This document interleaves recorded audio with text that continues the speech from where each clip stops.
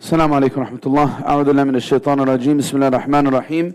الحمد لله رب العالمين والصلاة والسلام على سيدنا محمد أشرف الخلق وسيد المرسلين وعلى آله وصحبه أجمعين. كل عام وأنتم بخير. تقبل الله منا ومنكم صالح الأعمال. We are at the end of our trip with Ramadan 1445. There's only a few hours left between us and the beginning of Shawwal.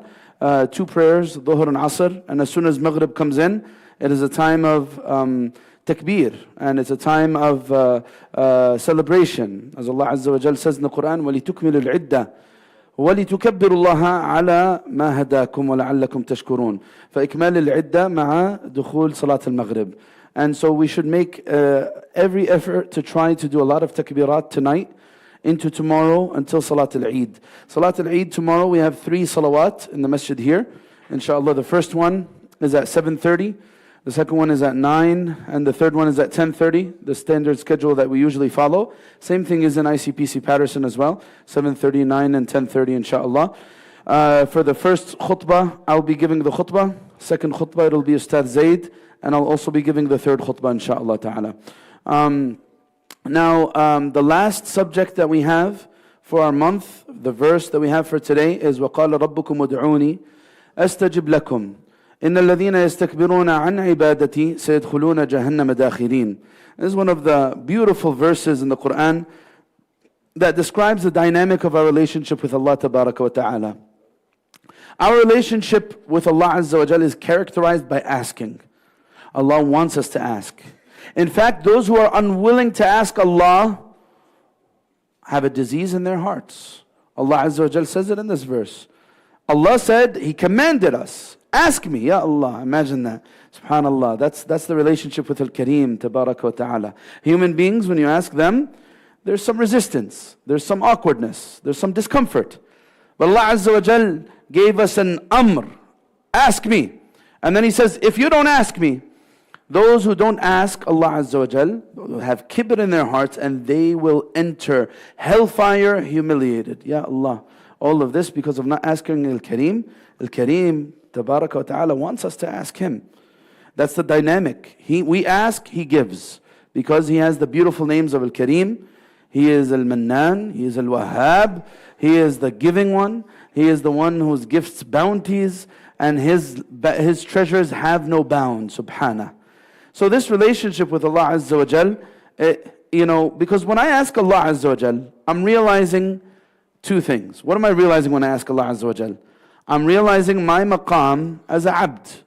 I'm needy, I'm dependent, I'm weak. And that's a humbling feeling right there. When I know that I don't have it all figured out, I always have to seek recourse in Allah, because Allah knows better than me, and Allah could do better than me, and Allah could provide better than me. So there's one thing in this is, I'm humbled by this, right? So this is one side of it. I realize my maqam. No matter how strong I am utterly weak. And the other thing that's in this, the beautiful thing in this, is when I ask Allah Azza wa Jal, that means I realize maqam al-Rabb Tabaraka wa Ta'ala. I'm realizing maqam Allah Azza wa Jal. There's 2 beautiful verses in the Quran that describe recognition of maqam Allah. One of them says, مَا قَدَرُ اللَّهَ حَقَّ قَدْرِهِ إِنَّ اللَّهَ لَقَوِيٌّ عَزِيزٌ. They have not given Allah Azza wa Jal His due right. وَمَا قَدَرُ اللَّهَ حَقَّ قَدْرِهِ إِذْ قَالُوا مَا أَنزَلَ اللَّهُ عَلَى بَشَرٍ مِّن شَيْءٍ. And they have not given Allah His due right when they said Allah has not revealed anything to anyone.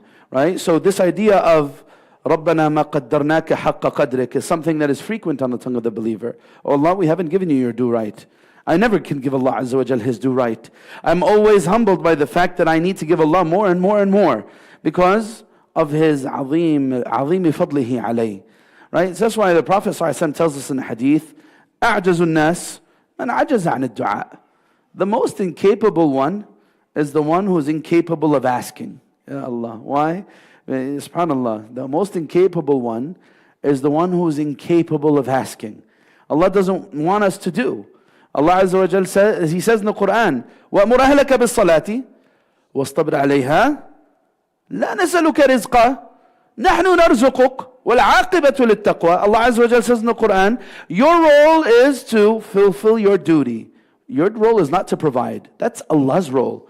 We're not asking you to provide. We're the one who give you. And we're going to give your family long after you're gone. If you die before them, they will be taken care of by Allah. نحن نرزقك والعاقبة للتقوى. Just do your part. Do your small little role as this makhluk and this creation of Allah in His massive kingdom. That's why عجز الناس عن الدعاء. Why is this person عاجز? Because this person is deceived. The person doesn't feel like they need to ask. Is someone who is utterly deceived by the dynamics of this dunya. That's why, one of our salaf, he saw a young person finish his prayers, and then he raised his hands in dua very quickly, and then he put them down and he wanted to leave. And he said, Ya hada, أما لك عند الله حاجة? You have no needs for Allah Azza wa Jal? I got it all figured out, everything's all good. You don't need to make dua? You're missing out. Allah commanded you to ask, and He's promised you He's going to give. Ya Allah. So there's another hadith, the Prophet ﷺ, مَنْ لَمْ يَسْأَلِ اللَّهَ عَزَّ وَجَلْ يَغْضَبْ عَلَيْهِ. Whoever doesn't ask Allah, Allah will give him His wrath, His anger. وَالْعِيَاذُ بِاللَّهِ. Right? And subhanAllah, this dynamic as we're in the end of Ramadan, brothers and sisters, is something that we need to take in. If we're going to carry on with anything after Ramadan, what did we do every single day in Ramadan? Beautiful thing. Beginning of the day in dua, end of the day in dua. Our salawat, dua, dua, dua, dua. Anything I carry over with me beyond this is that I need to preserve this beautiful, intimate relationship that has developed between me and my Rabb, tabaraka wa ta'ala. If I'm able to keep this relationship intact, then no matter what I go through in life, everything will be okay. If I have Allah with me, everything will be okay.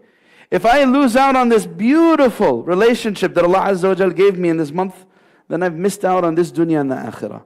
This is why right now it's a time to think about how can I continue to nurture this relationship with Allah? How can I continue to build it? How can I continue to make Allah Azza wa Jal central in my life and all of my affairs? Ask Allah Azza wa Jal to help us do that. Ask Allah Azza wa Jal to better us, to forgive us, to help us navigate the difficulties of our life and our dunya until we meet Him and He's pleased with us. Allahumma ameen, Allahumma ameen. And inshallah, tomorrow, look forward to seeing everyone with bahja and surur and joy, rejoicing with the blessing of Allah Azza wa Jalla upon us. Kullu amin wa antum bi khair, taqabbal Allahu minna wa minkum salih al-a'mal. We have Hajj Anis. For anyone who wants to stay, Hajj Anis wanted to share a few words with you guys. And so I'm going to give him a chance to say that. He was very desiring to share these words with you. Barakallah feek.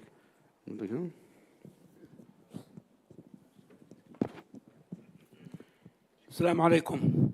Kul aam wa antum bikhair. For those people who doesn't know me, I was a very healthy individual until I hit the age 81.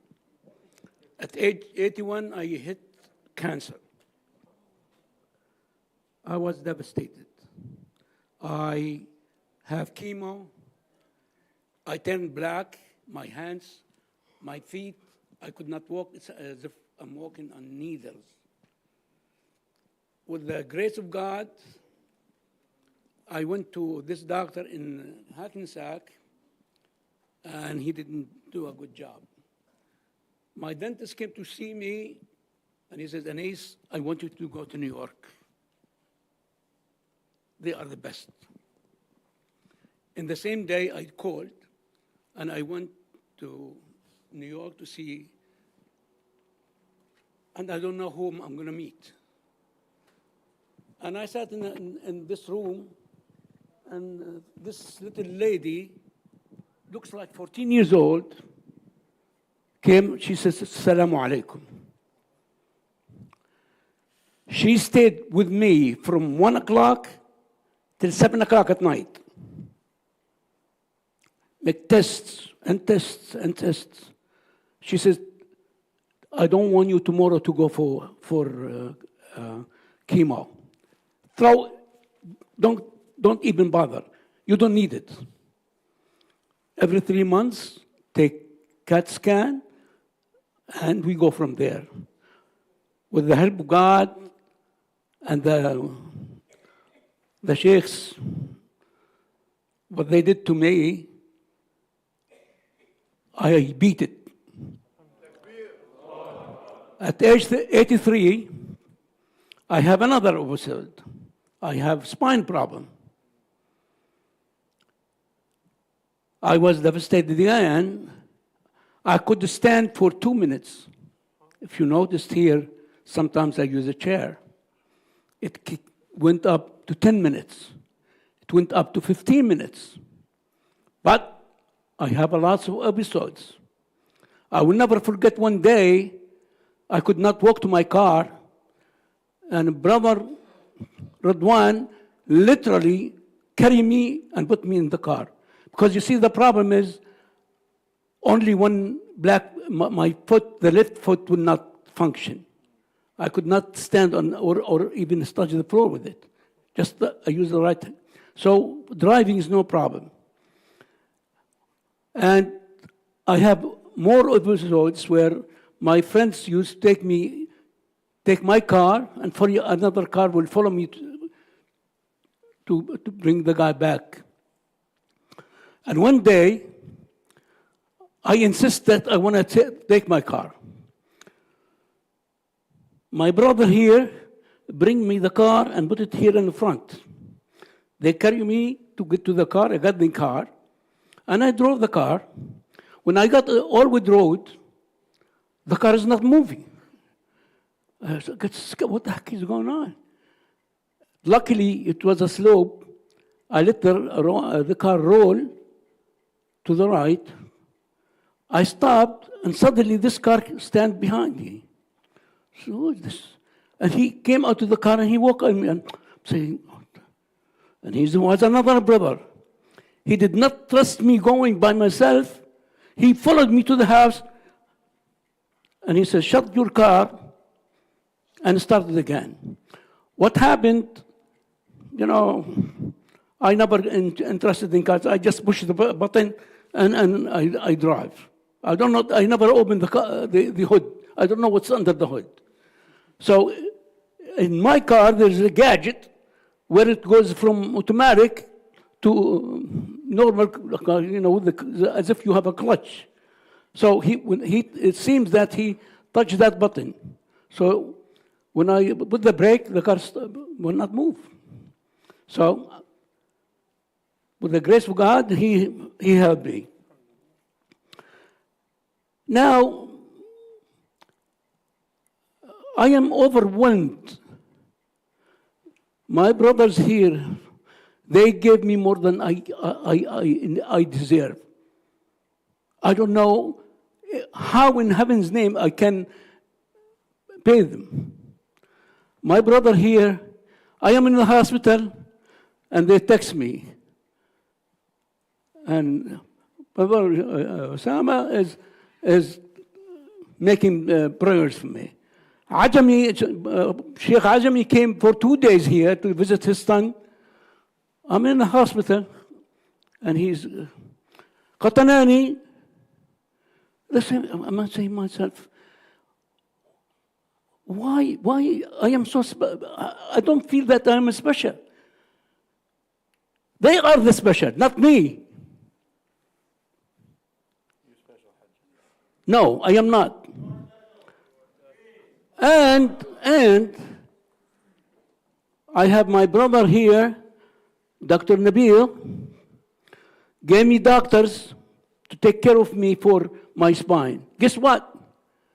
It happens that the guy is a Muslim again. And he did amazing jobs. So I'm going to tell you two things.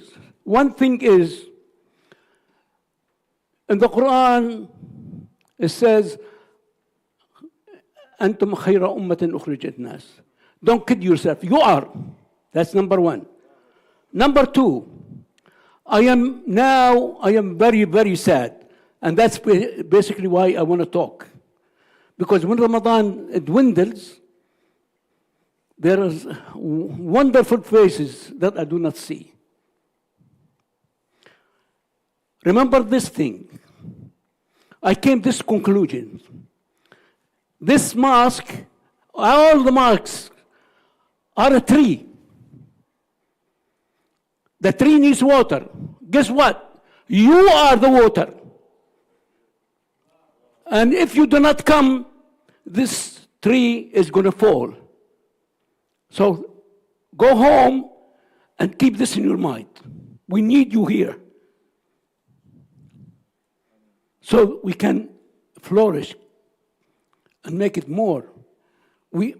This war in Gaza, tell the world, wake up and smell the coffee. And they are smelling it. And with God's help, النصر قريب إن شاء الله. With this note, again, I don't know how to thank everybody. You are a wonderful people. You are the best of the kind. All my siblings are gone, except a sister. And she lives in the West Bank. You are my brothers. I am for you, and you are for me.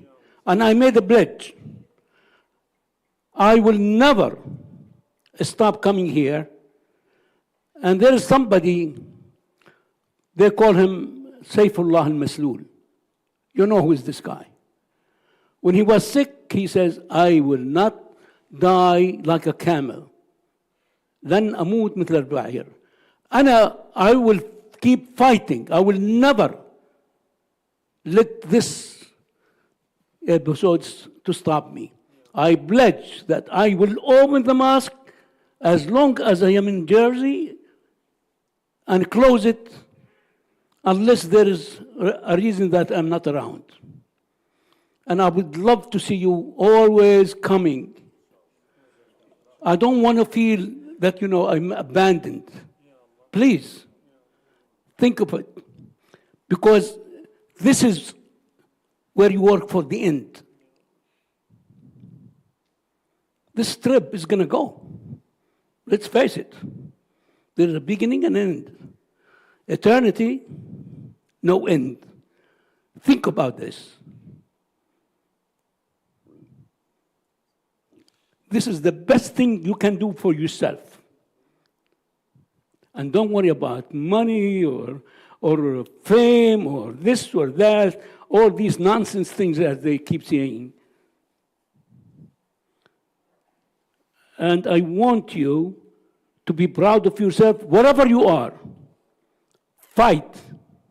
Don't let anybody kid you. You are the best of the best. And I'm so proud to be one of you.